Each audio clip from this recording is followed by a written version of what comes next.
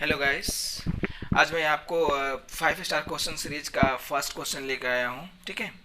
अगर आपको लगता है कि इस क्वेश्चन को आप सॉल्व कर सकते हो तो प्लीज़ सॉल्व करके देखो। ठीक है। और अगर नहीं सॉल्व हो पाता तो आप इसको देखना कि इसका सॉल्यूशन क्या होता है। ओके, तो इसका हम सॉल्यूशन देखते हैं। ठीक है। तो फर्स्ट में कौन सा रिएजेंट दिया है हमारा? TMSCl एंड LDA दिया है। ठीक है। तो फर्स्ट में हमारा दिया है TMSCl एंड LDA। ओके, तो ले देखते हैं हम TMSCl एंड LDA। तो LDA क्या करेगा? LDA एक बेस है और LDA की साइज बहुत ज़्यादा होती है, बहुत बड़ी होती है इसकी साइज। तो ये क्या करता है, लेस सब्स्टिट्यूट साइड से हाइड्रोजन एब्स्ट्रैक्ट करता है। और वैसे भी यहाँ पे एक ही साइड है जहाँ से ये वाली साइड, यहाँ से हाइड्रोजन ये ले सकता है, यहाँ से नहीं ले सकता। क्यों? क्योंकि यहाँ से लेगा तो जो एनायन फॉर्म होगा वो अनस्टेबल होगा, sp2 कार्बन पे फॉर्म होगा, है ना। तो हम देखते हैं यहाँ पे एनायन फॉर्म करते हैं। उसके बाद एनायन जैसे ही फॉर्म होगा वो उसके बाद ये क्या करेगा, TMSCl पे अटैक करेगा। क्यों? क्योंकि यहाँ पे जो सिलिकॉन है, यहाँ पे TMSCl में आपको क्या है, सिलिकॉन है। इसको बोलते हैं ट्राई मिथाइल सिलाइल क्लोराइड। तो सिलिकॉन के पास d ऑर्बिटल है, तो d ऑर्बिटल है तो वो एज इलेक्ट्रोफाइल वर्क करेगा, है ना। तो देखते हैं यहाँ पे। ठीक है, ये हो गया और ये हमारा एनायन फॉर्म हो गया। ठीक है। अब देखिए ये एनायन कैसे करेगा, ये एनायन आपका डीलोकलाइज होगा, यहाँ आ जाएगा, उसके बाद ये इलेक्ट्रॉन यहाँ आएगा। ऑक्सीजन आपके सिलिकॉन पर अटैक करेगा। क्यों कार्बन नहीं कर रहा है? क्योंकि आपने देखा होगा कि ऑक्सीजन और सिलिकॉन का जो बॉन्ड होता है वो बहुत स्ट्रॉन्ग होता है compare to carbon silicon bond. Okay, तो इसलिए यहाँ पे जो ऑक्सीजन है वो TMSCl पे अटैक करेगा। ओके, तो यहाँ पे TMSCl कैसा हो जाएगा, Me3SiCl। ठीक है। तो ये क्या होगा, यहाँ पे जो एनायन फॉर्म होगा वो इसके d ऑर्बिटल में अटैक करेगा और Cl जो है वो बाहर निकल आएगा। ओके, तो देखते हैं यहाँ पे। तो ये बॉन्ड यहाँ पे आ गया, है ना। उसके बाद ये क्या हो गया आपका TMS। ओके, अब उसके बाद ये बॉन्ड आपका पहले से है ना। अभी हमने फर्स्ट रिएजेंट तो देख लिया। अब सेकेंड रिएजेंट में हमको क्या दिया है, Cl3COONA। ठीक है। मीन्स यहाँ पे देखोगे तो ऑक्सीजन पे नेगेटिव चार्ज होगा, है ना। पर ये ऑक्सीजन पे नेगेटिव चार्ज कहीं अटैक करने के लायक है क्या? नहीं है। कहीं पे इसके यहाँ पे इलेक्ट्रोफाइल कहीं दिया ही नहीं है, तो ये अटैक नहीं करेगा। मीन्स ये कुछ और फॉर्म करेगा, उसके बाद यहाँ पे रिएक्शन होगी। तो देखते हैं यहाँ पे क्या फॉर्म हो सकता है। ठीक है, तो देखते हैं हम इसको फर्स्ट स्टेप मान लेते हैं, इसको सेकेंड स्टेप मान लेते हैं। ठीक है। तो यहाँ पे 3Cl है ना। उसके बाद आपका C है, डबल बॉन्ड O माइनस और N है।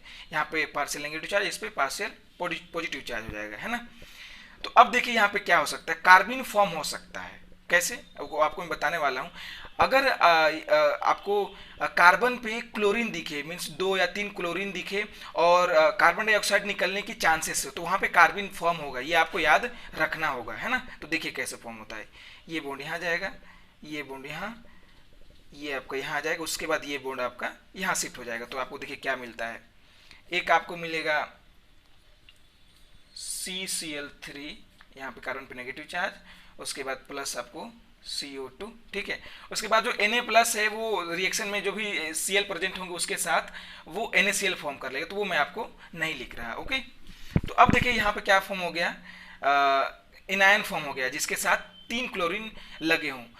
अब यहाँ पे क्या कॉन्सेप्ट आता है, कॉन्सेप्ट ये आता है कि अगर आपके कार्बन के पास नेगेटिव चार्ज है और क्लोरीन 3 जुड़े हैं, मीन्स यहाँ पे कार्बन बहुत ज़्यादा इलेक्ट्रॉन रिच है, तो जो भी हैलोजन होंगे वो क्या करेंगे, इलेक्ट्रॉन को लेकर बाहर निकल आएंगे। ठीक है। तो देखते हैं यहाँ पे इलेक्ट्रॉन लेके बाहर निकलते हैं हैलोजन, तो क्या होता है ना। ठीक है। अब क्या करें, हैलोजन इलेक्ट्रॉन लेके बाहर निकल जाएगा, तो क्या हो जाएगा, यहाँ पे हम लिख सकते हैं -Cl माइनस, है ना। तो देखिए अब ये नेगेटिव चार्ज हो गया। अगर आप इसको ऐसे लिखना चाहते तो ऐसे लिख सकते हो। ठीक है, ये देखिए। तो यहाँ पे आप देखोगे तो यह क्या फॉर्म हो गया, कार्बिन फॉर्म हो गया, है ना। जब भी आपका इलेक्ट्रॉन रिच कार्बन होगा, ठीक है, इलेक्ट्रॉन रिच कार्बन होगा और 3 हैलोजन ग्रुप जुड़े होंगे, फ्लोरीन की बात नहीं कर रहा क्योंकि फ्लोरीन की तो वो अलग ही केमिस्ट्री होती है ना। तो जैसे कि ब्रोमीन और क्लोरीन जुड़े होंगे तो वो इलेक्ट्रॉन लेके निकल जाएंगे और वहां पे कार्बिन फॉर्म होगा। तो ये आपको याद रखना होगा, है ना। अब देखिए हमारे पास कार्बिन फॉर्म हो गया। कार्बिन फॉर्म हो गया तो यहाँ पे कोई रिएक्शन हो सकती है क्या? बिल्कुल हो सकती है। साइक्लोप्रोपेन रिंग फॉर्म हो सकती है ना। क्यों? क्योंकि यहाँ पे देखिए आपका जो कार्बन है वो एज इलेक्ट्रोफाइल वर्क करेगा। क्यों वर्क करेगा? क्योंकि इसके आउटर मोस्ट ऑर्बिटल में सिर्फ 6 ही इलेक्ट्रॉन हो रहे हैं, 2 2 4 एंड 2 6 हो रहे हैं। इसको ऑक्टेट कंप्लीट करने के लिए कितने इलेक्ट्रॉन चाहिए? 8। मीन्स ये एज अ इलेक्ट्रोफाइल वर्क कर सकता है, ठीक है। तो अब इलेक्ट्रोफाइल की तरह ये वर्क करेगा, तो यहाँ पे क्या करेगा? डबल बॉन्ड के साथ साइक्लोप्रोपेन रिंग फॉर्म करेगा, है ना। तो देखते हैं यहाँ पे आगे, इसको हम थर्ड स्टेप ले लेते हैं, है? ठीक है। तो ये आपका थर्ड स्टेप हो जाएगा OTMS, उसके बाद ये डबल बॉन्ड। अब हमारा क्या हो जाएगा? Cl2C, okay. ये आपका हमारा डाइक्लोरोकार्बिन हो गया। अब देखिए यहाँ पे 2 डबल बॉन्ड दिए हुए हैं, ठीक है। अब 2 डबल बॉन्ड दिए हुए हैं, तो यहाँ पे रेडियो सेलेक्टिविटी होगी कि ये कहाँ से रिएक्शन करेगा। तो आप देख रहे हो कि ये वाला जो डबल बॉन्ड है वो कम इलेक्ट्रॉन रिच है, पर ये वाला जो डबल बॉन्ड है वो बहुत ज़्यादा इलेक्ट्रॉन रिच है। मीन्स यहीं पे साइक्लोप्रोपेनेशन की प्रोसेस होगी। क्यों इलेक्ट्रॉन रिच है? क्योंकि यहाँ पे इसको मेसोमेरिक इफेक्ट के थ्रू इलेक्ट्रॉन मिल रहे हैं, ठीक है। तो यहीं पे आपका क्या होगा? Cyclopropane ring means 3 cyclic ring form होगी, है ना। तो यहाँ पे 3 साइक्लिक रिंग फॉर्म करते हैं। अब इसका मैं आपको मैकेनिज्म नहीं बताने जा रहा हूँ कि साइक्लोप्रोपेनेशन कैसे होता है, ये सब आपने पहले पढ़ा होगा, तो मैं उसको नहीं बताने वाला, है ना, क्योंकि फिर बहुत ज़्यादा बड़ा हो जाएगा इसका मैकेनिज्म, ठीक है। OTMS, उसके बाद आपका ये डबल बॉन्ड। अब यहाँ पे क्या फॉर्म हो जाएगा? Cyclopropane ring. उसके साथ कितने क्लोरीन जुड़े हैं? 2 क्लोरीन जुड़े हैं, ओके। तो ये हो गया। अब उसके बाद दिया है HClH2O, है ना। तो अब उसको हम यहीं से कर लेते हैं। अब दिया है यहाँ पे HClH2O, तो हम H2O ले लेते हैं, है ना। HCl क्यों दिया? एसिडिक कंडीशन के लिए। तो H2O यहाँ पे क्या करेगा?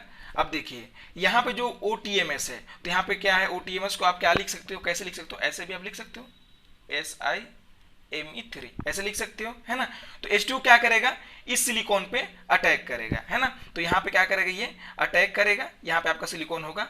जैसे ही अटैक करेगा सिलिकॉन पे, ये जो ऑक्सीजन वाला बॉन्ड है वो यहाँ आएगा, ठीक है। अब जैसे ही ये बॉन्ड यहाँ आएगा, ये वाला आपका जो बॉन्ड है वो यहाँ शिफ्ट होगा, और उसके बाद जो क्लोरीन है वो बाहर निकल जाएगा, ठीक है। तो हम देखते हैं, है ना। इसको हम फिर से लिख लेते हैं तो ज़्यादा इजी होगा, ठीक है। तो अटैक करने में हमें प्रॉब्लम नहीं होगा, ठीक है। तो ये कुछ इस टाइप से है, ठीक है। आपका यहाँ पे 3 Me ग्रुप है, ठीक है। उसके बाद आपका यहाँ पे आपका प्रोपेनेशन की प्रोसेस हुई है ना, ठीक है। तो उसके बाद आपका ये डबल बॉन्ड है। तो अब हमारा H2O क्या किया है? ये देखिए H2O यहाँ पे ऐसे सिलिकॉन के d ऑर्बिटल में इलेक्ट्रॉन डाला। जैसे इलेक्ट्रॉन डालेगा, ये वाला जो इलेक्ट्रॉन है इसका या ये बॉन्ड यहाँ शिफ्ट होगा, उसके बाद ये वाला बॉन्ड यहाँ शिफ्ट होगा, ठीक है। उसके बाद chlorine as a living group बाहर निकल जाएगा। आपको लग रहा हो कि ये बॉन्ड कहीं और शिफ्ट हो सकता है, कि पॉसिबिलिटी है ही नहीं कहीं और शिफ्ट होने की, ठीक है। क्यों नहीं है? क्योंकि यहाँ पे chlorine as a living group यहाँ पे वर्क कर रहा है, ठीक है। तो यहाँ पे आगे हम देखते हैं, अब हमको क्या स्ट्रक्चर मिल जाएगा वो देख लेते हैं। तो यहाँ पे आप देखोगे तो रिंग एक्सपेंशन की प्रोसेस भी हो रही है ना, ठीक है। तो यहाँ पे ये हो गया। अब उसके बाद हमारा डबल बॉन्ड कहाँ पे आएगा? 1 सेकंड चेक कर लेते हैं, ठीक है।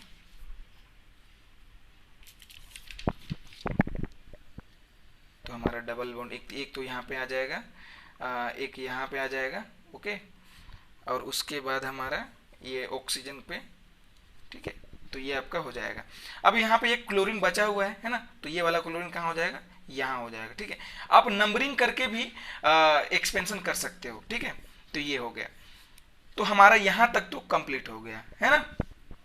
अब उसके बाद हमारा दिया है MEnH2 और H2O दिया है, ठीक है। तो अब यहाँ पे क्या रिएक्शन हो सकता है?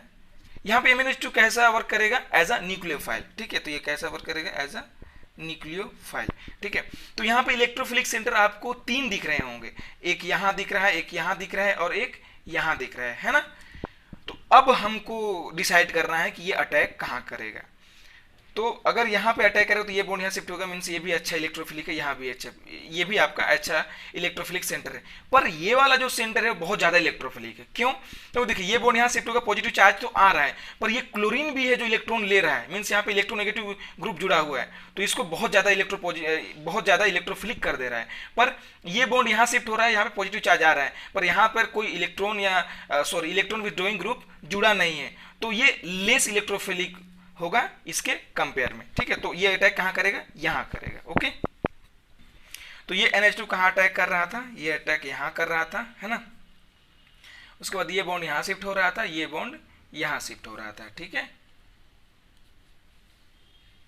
ठीक है, तो हम यहाँ पे लिख लेते हैं NH, 2 H हैं और एक 1 2 3, हाँ ठीक है, एमी ग्रुप है ना।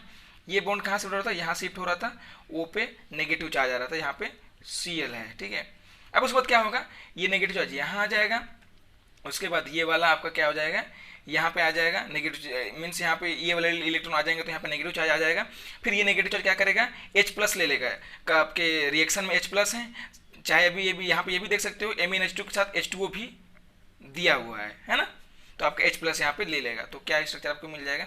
उसके बाद क्या होगा, यहाँ पे जो H है, क्योंकि यहाँ पे आपका